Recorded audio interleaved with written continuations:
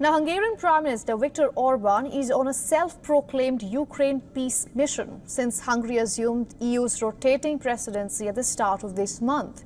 In the past several days, he has been engaged in hectic parleys. In the latest, he made a surprise visit to Beijing just on Monday.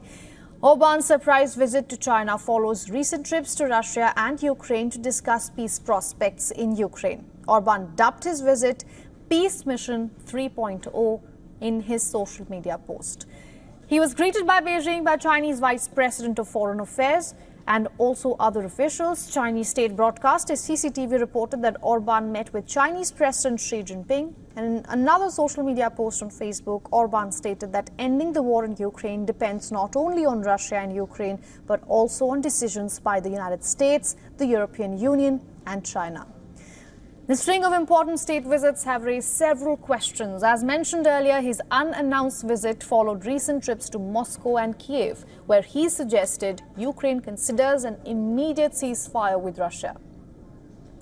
His Moscow visit drew criticism from Kiev and other European leaders. Orban noted that the number of countries able to communicate with both warring sides, that's Ukraine and Russia, is shrinking, positioning Hungary as potentially the only European nation capable of engaging with all parties. Amid the frenzy over his visit to Moscow, Orban had also launched a scathing attack on NATO. He said that NATO is pursuing war, not peace.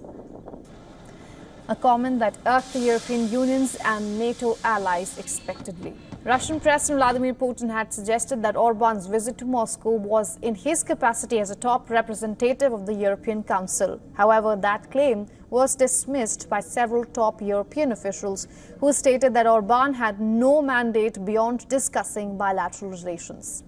The Hungarian Prime Minister is expected to head to Washington next for the three-day NATO summit, which will mark the military alliance's 75th anniversary.